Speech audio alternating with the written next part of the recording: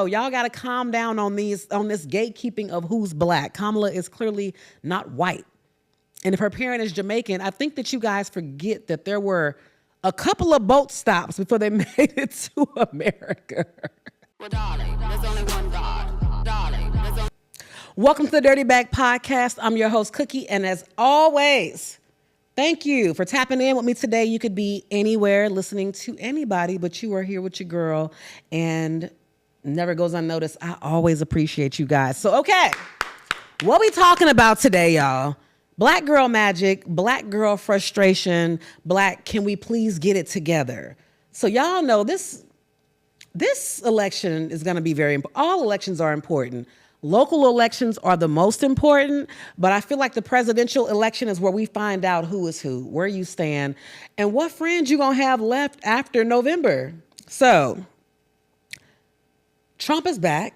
He's like herpes. Like you can get an ointment for it. You might not show signs. You may not have an outbreak, but it's still there. Like it's just never gonna go away. So this is pretty much how I feel about him at this point. Now, I know that everybody got really excited about that little $1,600 stimulus check, and you credit him for it, even though that is not really factual. And he didn't want to give it to you.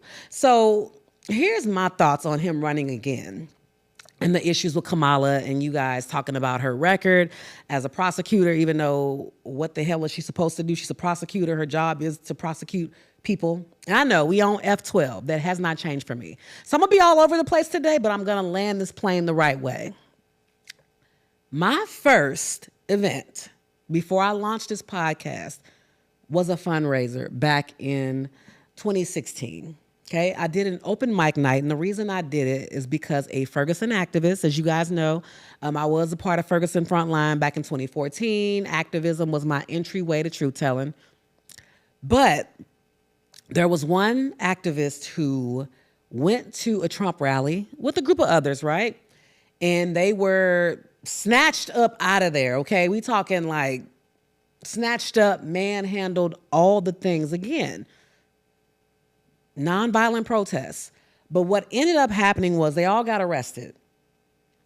And they ended up adding some extra charges to hers. These charges were stemming from a couple of previous protests, but it was something that she was faulted for something she did not do. She didn't put her hands on anybody. She did not harm anybody. But because she got a hold of somebody's cell phone and returned it to him, long story short, she ended up getting arrested. They kept her in for extra days. They tried to put felony charges on her, would not give her medication. She was sick. And it was just a really bad situation. So what ended up happening was we are organizing around getting her legal representation, getting her out, which took days. But then once she was out, we had to figure out a way to pay for her fees so this girl didn't go to jail. So me trying to be the Captain Saver activist at that time, I asked a good friend of mine, what should we do about it? And she was like, this sounds crazy, but maybe you should do an open mic night. Now, y'all, at that time, I don't know nothing about rappers, singers, poets. I don't know nothing about none of this. All I know is we got to figure it out. So I ended up putting out the call to get some performers to come together for us to make money. Again, this is all behind a Trump protest that led to other things.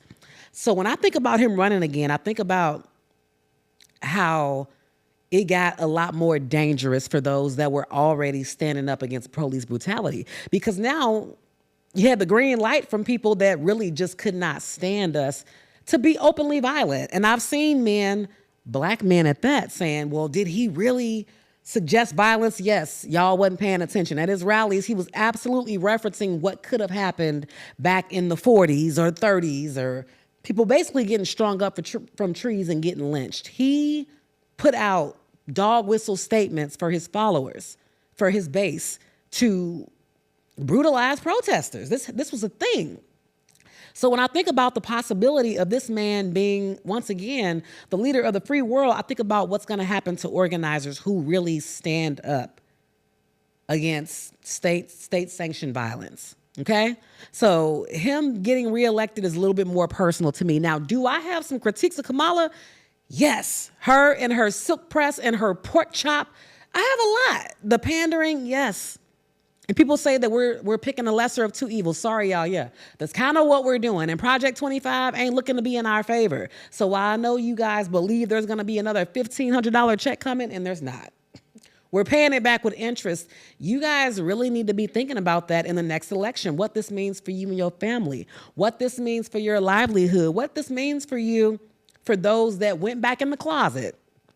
Because the thing that I could appreciate about Trump's presidency is that people did not hide behind their bigotry. If there wasn't coded language, they were blatant with it. So you knew what snakes were around you. You didn't have to worry about trying to guess whether or not somebody hated your existence. They were bold. And at that time, remember, I was living in Kansas. I was the only black girl in sales at that time for Coca-Cola. So I'm driving into the pockets of Kansas every day, listening to these people speak about us, but I have to be professional. So for me, it reminds me of a time where I was very uncomfortable stepping outside. I was very uncomfortable and worried about those around me that were fighting for justice. I can't do it. I'm sorry. And as far as the Kamala critiques, y'all got to come a little bit harder. I've seen, here's the deal. There's so many things you can get on her about, but what y'all are using to attack her is just goofy. And I don't know if y'all realize this is actually a flex. So you saying that she dated high profile men. Okay, she was with Montel Williams. Do y'all know who Montel Williams is? That's a military vet. He was one of the most popular talk show hosts in the 90s. He's an upstanding man. He wasn't a part of any scandals. Good job, Kamala, for letting us know you knew how to pick good men since day one. I'm sorry, it's not a bad thing. There's talk about her history of her possibly being a call girl, and as somebody referred to her, the original Hawk Tuah girl. Now, wait a minute. So do you guys want women that know how to please or not? Again, that's not an insult. Some of us don't know. So if you're telling me that Kamala is that girl, that's not an insult. We grown. That's not an insult. That's not an insult. I'm sorry. So the attacks on her is just, and let's not forget, she has not physically birthed a child. She's a stepmom, but she's not physically birthed a child. So there are references to childless cat women. Now, I'm a mom, but excuse me? So let me get this straight. You guys want to overturn Roe v. Wade, not give women rights over their bodies, then speak about women that choose not to have children? At this point, I'm confused. I don't know what y'all want anymore. I don't know what we doing out here. Either you want women to not have children and be responsible, because we know how you speak about mothers, and especially single mothers, and women that are ambitious, that still chase their careers. But now we're saying that women that have not gone through postpartum, that have not stretched out their bodies, cannot lead a nation? Oof. I hate that for you. I hate that for us. So yeah, the attacks on her are weak. All I'm saying is, if you want to do what you do, put out the ads and all that, just make it good. But somebody that has not had children, that has dated high-profile, upstanding men, and that apparently knows how to please, aka fellatio, I'm not seeing. I'm not saying how that's a bad thing. You guys do better. Just give us some attacks with some meat on that bone. That's all we're asking. So no, this election is very important, especially to those that experienced violence at the hands of Trump, encouraging his base to go out and attack people like we are back in the civil rights movement. We're not going back. I'm not going back. We can hold her feet to the fire, her and her pork chop and all of that. And then there's the question of blackness. Now, here's the deal. If you follow me, you've seen my child. I have a 100% black, high yellow, grayish, blue-eyed, reddish, blonde-haired daughter. I'm not speaking on nobody. That there alone lets you know y'all got to calm down on this gatekeeping of who's black. Kamala is clearly not white. And if her parent is Jamaican, I think that you guys forget that there were a couple of boat stops before they made it to America. Before black African slaves got dropped off, they made a couple of Caribbeans. They made a few more stops. We are spread out everywhere, but we are still cousins, all the same. So questioning her blackness, I think, is very weird. It's almost like she's multiracial, y'all. She's not a white woman. And if she's not a white woman, she's a woman of color. So again, I don't understand the attacks at this point, knowing what we're up against, knowing that Trump has made it clear that, and also he plays in a lot of y'all's faces. He relies on black men's ignorance. So when you guys say Trump 2024, I'm concerned that you have the IQ of a banana. I understand rich black men stepping for him, but y'all, he's trying to put an end to, he is encouraging stop and frisk. So for every black woman that stood out in the streets from 2014, 2016 to 2020 that got tear gassed on your behalf, it's a slap in our faces. For black women that had health issues after getting tear gassed repeatedly, it's a slap in our faces. For anybody that's put their livelihood, their jobs on the line to get out in these streets, to stand up for you not being unlawfully gunned down, it's a slap in our face. And I'm not okay with that. I'm not okay with it. So I need us to tighten up. At least do your research and not Google. Half of y'all, you got folks out here that can't read talking about somebody's record. So we got to start doing our research. You cannot get online and put your stamp on regurgitated false info. It makes you look stupid. And that's just not what we're doing out here in these streets. So I hope y'all really think long and hard about what you're doing. And better yet, let's say you are not for Kamala, you done with this two-party system. Organize around the change you want to see. If you feel like we need to start voting third party, okay, that is your right. But get off your ass and get off TikTok and Instagram. The problem is so many of you barking, but ain't no action behind that bark. Ain't no bite behind that bark. Stand up for what you believe in. Black women, literally over 40 plus thousand black women got on a call to rally behind Kamala. And look what happened. White women got on the call. Asian, Hispanic women, white men got on a call and raised money for her. So there's power in organizing and using your voice. And also, that's just a reminder that black women always have to come save y'all, don't we? As much as y'all don't appreciate us, one thing we gonna do is try to fight to save whatever little semblance of respect this country has left. We gonna step behind everybody while when it's our turn, y'all gonna leave us out to dry, but we still love everybody. Ain't that crazy? We just love y'all. We love everybody. So I think it's gonna be an interesting next couple of months. And I think what's crazy is this election is happening around the time of the 10-year anniversary of Ferguson. I have stayed away from talking about this, y'all, because I guess I'm still dealing with the aftermath of it, like how many people passed away that didn't make it here, and what progress we've really had. Now, shout out to everybody that got political careers off the backs of somebody's son getting shot. No shade to y'all. It's beautiful, really.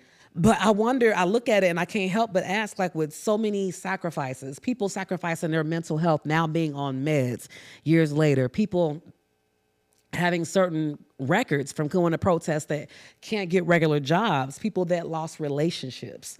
Was it all worth it? I was talking to a friend not too long ago, and that wasn't familiar with everything that went on in Ferguson.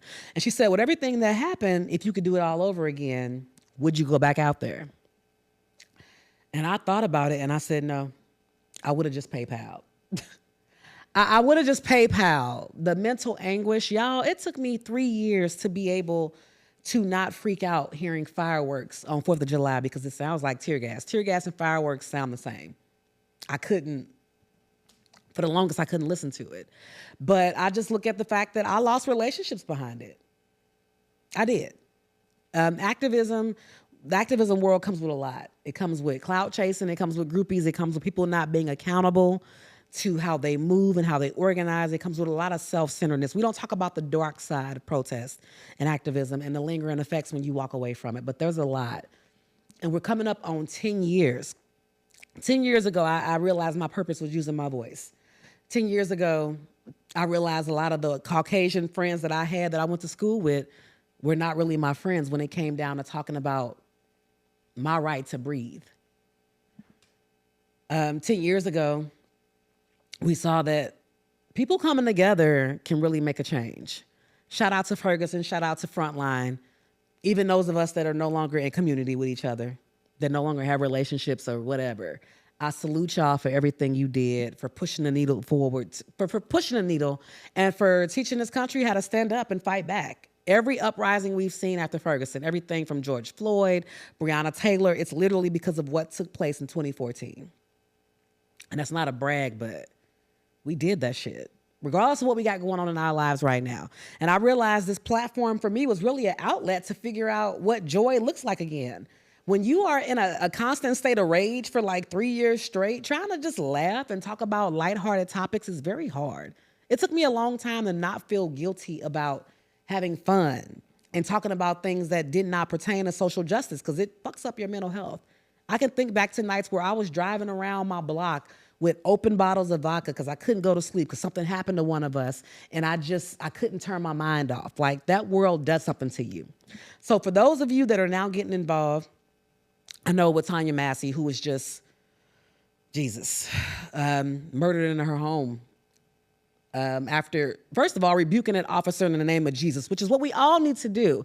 But I see people going, oh my God, when is this going to end? And I can tell you are people that were not involved years ago. This is the first time for you. So here's my tips to you. If you are getting involved, make sure your mental health is in check, and whatever demons you were battling before you decided to get in the activist world are taken care of, because it will resurface and it's going to whoop your ass. Absolutely whoop your ass. Make sure you have an outlet. Make sure you know when to shut down your screen time, because taking in so much online and arguing with folks, it can do a number on you. It affects your relationships. It affects your work life, because when you go to work, all you want to do is talk about the wrong that's going on in the world. And you will learn that your coworkers don't give two shits. Everybody's not going to be as radical as you. Know when to pull back and make sure you are still tending to your family. My biggest mistake, and I've said this before, is that I was so heavy in the protests and so heavy in the streets, I was not tending to my 14-year-old son, who absolutely needed me at that time. Because he was going to a predominantly white school, so of course he was hearing a lot of craziness. But there was a period of time where I put being in the streets before being a mother. Please don't let that be you. So that's my take on it. The world is still trash. This country is still ghetto as hell. And we still got changes, but Lord, Donald can't come back in, y'all. I'm sorry. I don't even consider myself Democrat. I don't really align. I don't label myself any political party. I just know there's some things that absolutely cannot happen. And for those of you that are like, what about Palestine? Y'all know I'm free Palestine all day long, because Palestinians were the ones that took to Twitter that taught us in Ferguson what to do. They told us about the milk, what to have in your backpack, the mask, all of that. We learned from them. But also, while you're fighting for other countries, you got to be safe too. You have to look out for yourself. I'm free Palestine. I'm all of that. But also, I got a 22-year-old black son. I still have a daughter. I still have to drive down the street. I still have to drive past cops. I still have to come into contact with Trump supporters that are more than happy to carry out what they feel he's giving them the green light to do. That's all I'm saying. So people are still getting COVID, guys. Apparently, y'all, it's still nasty out here. People are still getting sick. So whatever we got going on, wear your mask, wash your hands, socially distance. And when you get a free moment, please remember to clean out your dirty bag. Till next time. Well, darling, there's only one God.